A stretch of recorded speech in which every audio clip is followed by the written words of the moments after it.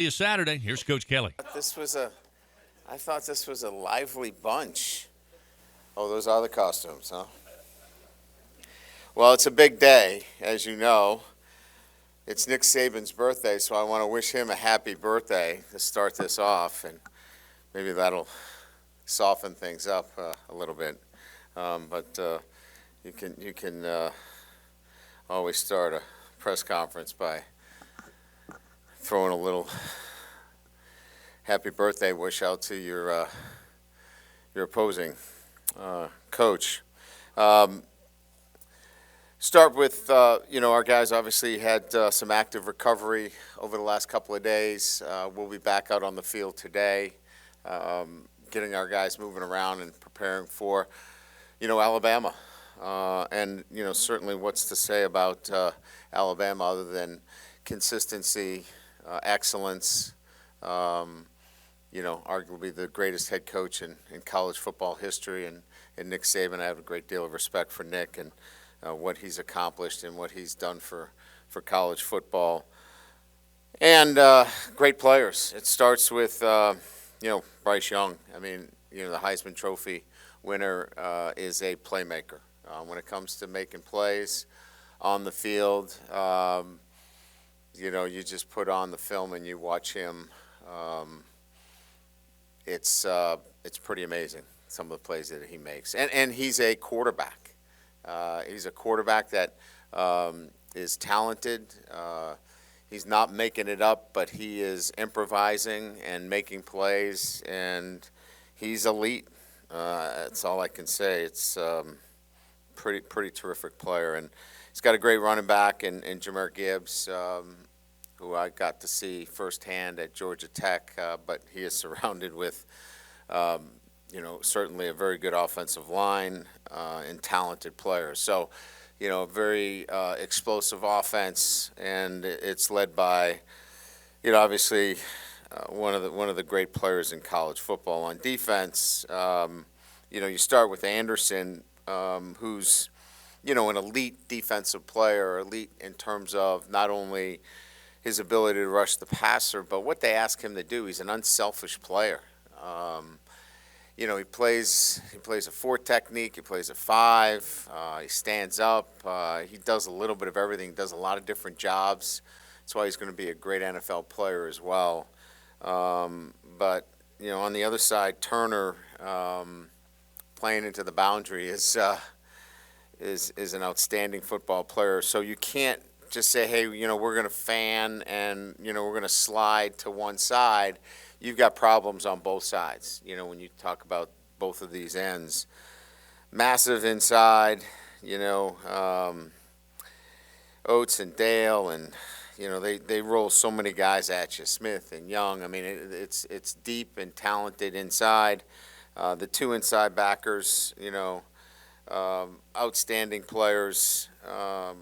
And again, I think you talk about in their entirety, the defensive structure is sound and fundamental, and they just do a really good job of coaching. So this is a well-coached football team with elite talent that knows how to win and has played at this level consistently for year in and year out. So what do we have to do? The first thing we need to do is just understand that, you have to take this game and think about how you got here. And we've done it by our preparation. We've prepared well. We have focused on, playing our best when our best is needed. We can't be distracted by, this is a big game or this is Alabama. That's not going to help us in this situation. What's going to help us is playing our best when our best is needed. And our best players are going to have to play well.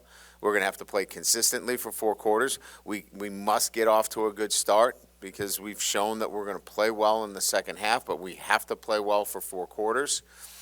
And we have to play consistently, one play at a time. And all the basic tenets of a game like this is that's why you come to LSU. It's not pressure. It's a privilege to play in games like this. certainly why I came to LSU to want to play in games like this. But all of the noise, all of the other things are just distractions. This is about preparation. This is about focusing on our process this week and preparing to play our very best and adding another layer to what we're doing, and being more intentional in our practice, and then when it's time to flip the switch to performance, play more consistently when it's time to play. So with that, we'll open it up to questions. Hi, Coach, right here. What was your reaction this weekend to jumping 3 spots in the AP poll? Right Where here, are we? Coach. I'm sorry. I didn't even know. And I'm not just bringing that up. I had no idea that we jumped up, because it's really not anything that changes what we do and how we do it, right? I mean, it's kind of what I just talked about. Is the most important thing really is what we do on the practice field today and how we prepare. If it generates more buzz in terms of getting into the stadium and more fans, I'm all for it. Jump us up as high as you can, but it's really about our preparation that focuses my attention. I guess when you look back on those 2 postseason matchups with Nick Saban, I mean, do you look back at kind of lessons you've learned from those, or things you wish you could have done differently, or was it just as simple as Alabama had better teams? They were extremely talented teams. The 13 team was as physical as a football team that I've ever played against, and have not played a team as physical. And then if you look at the perimeter skill that they had, I think that was 19, it was amazing. So, 2 different teams, but, just fabulous players on both sides of the ball. Hey, Brian, can you give us an update on the plan for guys like Garrett Dellinger and Major Burns this week, which their plan will be getting toward Saturday? Yeah. So Major Burns is cleared to participate, so he'll be out at practice today. So he, as you can imagine, will be in our game plan, and we expect him to play and be an important part of what we do. Garrett Dellinger is day-to-day. He had a good weekend. He was here this weekend. As you can imagine, that's a little bit different because he's got to be able to take a load on that knee. And, when you're coming back from a knee injury, it's easier to obviously not have to worry about running and cutting, but you've got to be able to take the load, and that's what we're working on right now. We think we're going to get him there, but it's still a process because now we're going to add practice onto it. And so we got to see how he responds each day after practice. We had people leaning on him individually over the weekend. Now we're going to be leaning on him for a full practice, and we'll see how it goes. But he's making good progress. It'll be a soft cast. It's certainly the knee that's more the concern than it is the hand. Hey, Coach. How do you plan to use the linebackers in this game? We saw a little bit of Perkins and Ojulari in the last game, and you've got a pro-style offense, and Gibbs is a unique challenge. I'm just curious as to what the roles will be for your linebackers.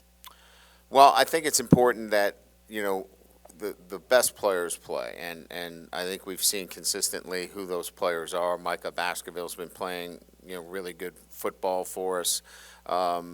Obviously we want to get Ojulari on the field and Perkins. Those guys are making plays and have had, for us, high production. So not that Greg has not, and certainly has done a really nice job for us as well, but those are your high production guys. And so when you're playing a team like Alabama, if you know what you're doing at all, you better get your best players on the field. Coach, no matter who you're playing, it's always a talking point. We need to get pressure in the quarterback's face and make him uncomfortable and whatnot. But with this guy, it looks like the more he's allowed to play street ball and run around, that's when bad things happen for the defense. So how important is it to prevent those kind of things from happening? Yeah, I mean, I think it's, making sure that you don't give up big plays. You got to minimize those, staying in coverage.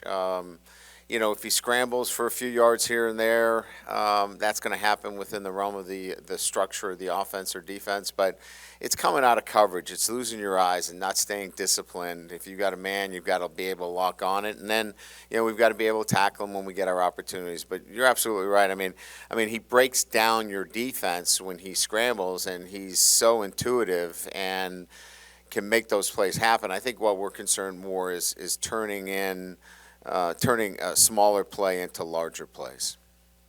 Brian, now that you're facing Alabama day to day on a recruiting battles and that kind of thing, what are sort of the priorities in terms of positions and also maybe geographical areas for you in this program as y'all try to flip the balance of power in this rivalry? Wow, there's a lot there. I don't know where to start. Look, I think it starts with pulling your base, and I think our base, extends all the way up to the border, right, north of Baton Rouge. And so I think there's been a heightened focus on making sure that in the state of Louisiana, we're not just, we're not myopic in a sense that we're just in one geographical area. It's got to really focus on the entire state. So I think it starts there. I think identification of 25s and 26s and making sure that we know all the players in this state and have done a really good job of identifying everybody in the state of Louisiana. So, look, this adage of locking down the borders it's like being a lockdown corner, There are no lockdown corners, okay? There are good corners, and there are corners that are elite. We can be elite in the state of Louisiana, and that's what we need to do. I think you start there.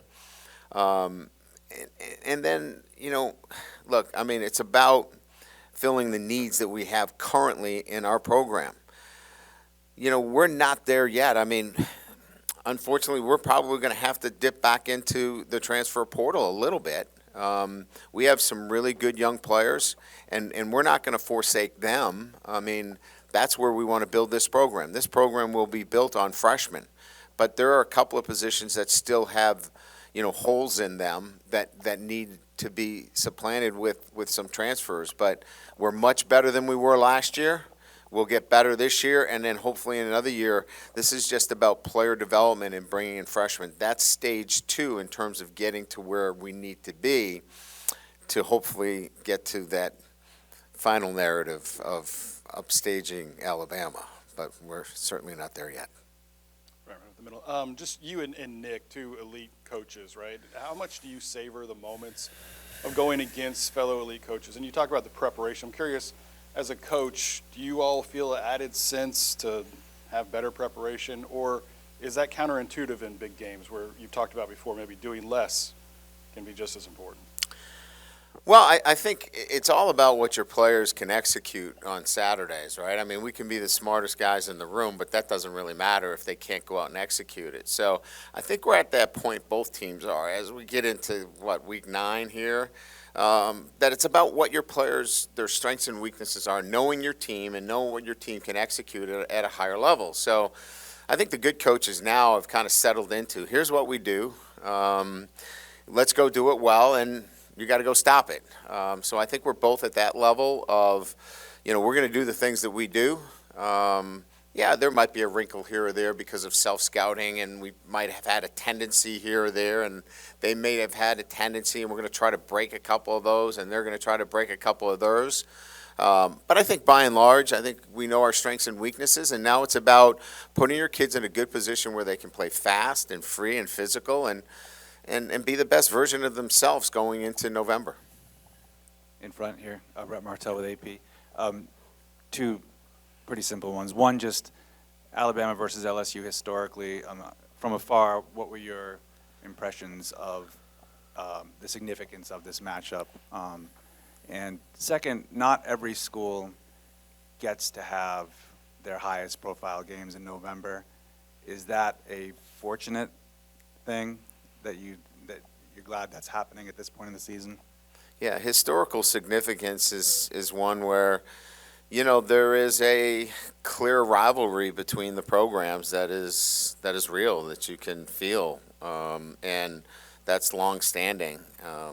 It goes way back to, just these two teams being original teams in the conference going against each other. So, but, I've come to know that, a lot of these games that we play in the SEC have some interesting side notes along the way.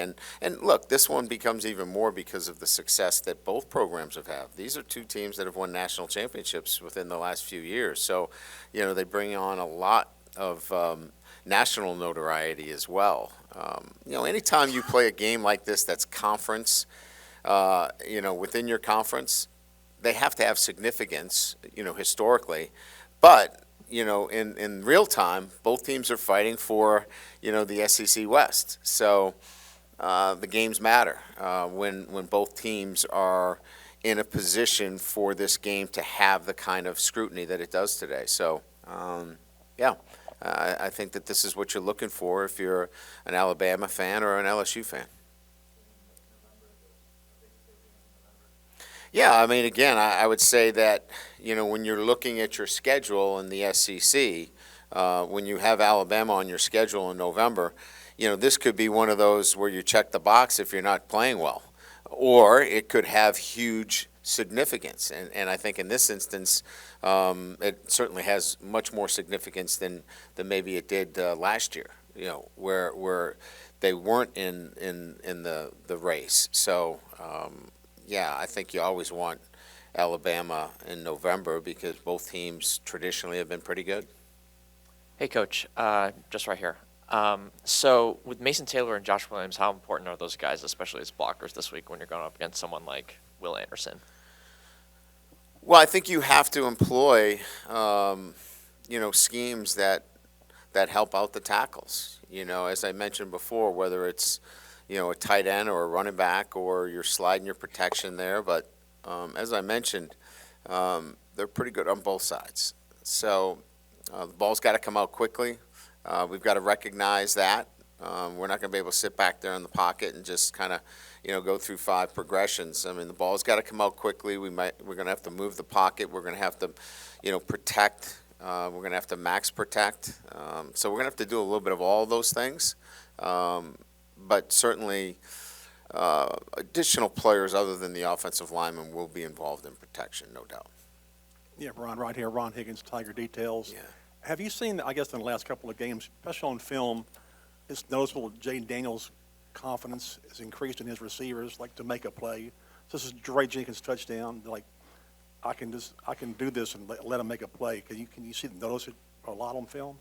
Yeah, you can see it in practice. I think there's much more of an understanding of where they're going to be and what they're doing, and he doesn't need to look them down, right? There was a lot of visual hookups, if you will, where he was waiting for that receiver. He can get the ball out of his hands now without the receiver being out of his break, and so that just takes time. We just didn't have that time earlier in the season, and that's starting to build that kind of relationship that wasn't available to us earlier in the year. Hey, Coach, right here. Just kind of building on the run game a little bit. You guys seem to have really taken some great strides there the last 2 games, second and third in manageable situations. Just how beneficial has that been for the offense, and in particular, Josh Williams' role in that and him being kind of really assertive the last couple weeks in that respect?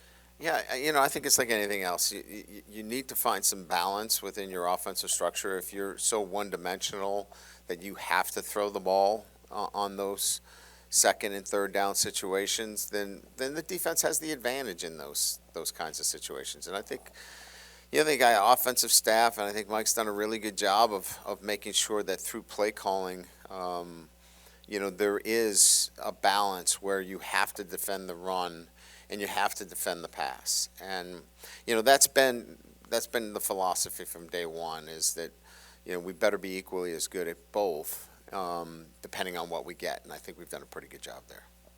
Hey, Coach, up top. I think you mentioned that you resourced Nick before you took the job, maybe called him about this LSU job. What was that phone call like, and what did he tell you about? It was much more about the SEC. It was much more of a general, conversation. he didn't give up any secrets about Etouffee or Louisiana or LSU. You know, if he did, I would have bought that house on Highland that he lived in. But no, there was nothing that was that specific. But it had just been a conversation about the SEC in particular. Hey, Coach, you mentioned last week that in order for the defense to start fast and not allow those early touchdowns, it's more mentally than it is physically. So what is your preparation for that defense to get prepared mentally? So that's the $1 million question, right? I mean, you got the $1 million question today. You know, we're trying to figure that out, right? Do we, you know, we all look at things that I need to do in terms of preparation for our players. What I started doing about 3 weeks ago is I moved up some articulation or some contact, you know, 11-on-11 contact from when it would be 45 minutes into practice. I moved it up into the first 20 minutes of practice to kind of heighten that and get our guys ready immediately when they come out to practice that, hey, we need to get after it. We need to be ready right away.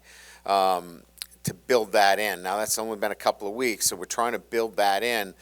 You know, we're trying to look at some quizzes before, you know, on Saturday morning and making sure that we're sharp mentally. So we're looking at all those things to make sure. And sometimes it's just you got to go make a play. You know, let's make that catch, let's make that play, and get off to a good start. Hey, Coach, down here. You come off a big win, you go to the bye week, and then you have a huge game now. How do you think the team has done of keeping the intensity level through the bye week? I thought they were very intentional this week. You know, today will be a big day for us, right? You want to make sure that, you know, when you take a few days, you want them to stay sharp mentally and physically. It can't be just, hey, I'm going to roll up on the couch and just watch TV for 2 days. That's not going to work, and they know that. So coming back today and having a really good day will be important to us. But I thought that the week was really good. I thought that they were focused, that the intentionality in terms of what they needed to do last week was work on some of the mistakes that had been made over the last couple of weeks. We cleaned those things up. We got a bit of a preview of Alabama in terms of you know, their structure. And then we'll dive in a little bit deeper on Alabama today. So, so far so good, but I think today's a big day for us. Coach, a game like this that gets so much media attention and there's going to be so many people seeing your player interviews and whatnot, I was just curious what you knew about Tommy Karam in terms of, you know, training the players for these interviews and getting them ready for media, and how important is that when they represent the school on those big platforms?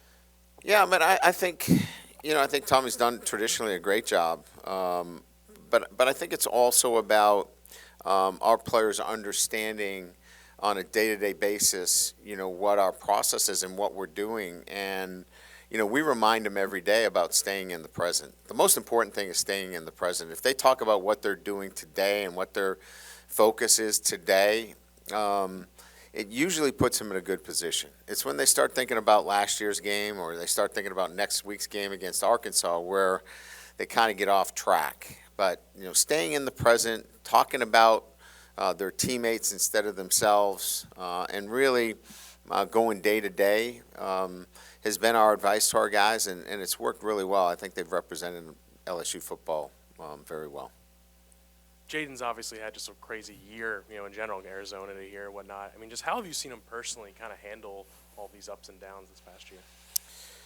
Well, I think it starts with he enjoys being here. I think he's in the right space mentally, first and foremost, because he really enjoys being here. I think he's been in a learning process. You know, he's learned a lot of football, and that growth process is really starting to benefit itself, and we're starting to see that come to fruition on the field. So I think more than anything else is he's in a good space, and because of that, you're seeing growth and you're seeing production happen at the same time. And I think anytime as a coach, as a teacher, as an educator, when you see that with a player, you feel pretty good about where you're at. It's early in the overall process, but as you said, it is week 9. Do you feel like your team is ready for this opponent at this time? Well, we have no choice, unless Alabama wants to forfeit. I don't think that's in Nick's plans. Yeah, I mean, look, I think that this team, understands the challenges, but welcomes them at the same time. It fights. This group fights and welcomes it, and I think more than anything else, they're fighting for something, and not fighting against something. And that's a big change from where they were. And so I think they're excited about it. And they're excited about the challenge. They know it's a challenge, but just sensing them last week, they're excited about the challenge. Brian, just any updates on Jack Besh and John Emery heading into this week? Both positive. They'll both practice today. I'm certain Jack will practice. I didn't get a report from our training room on Emery, but I did get a report before I got in here on Jack, and he is much improved, and he was cleared to get out on the practice field today. Thank you.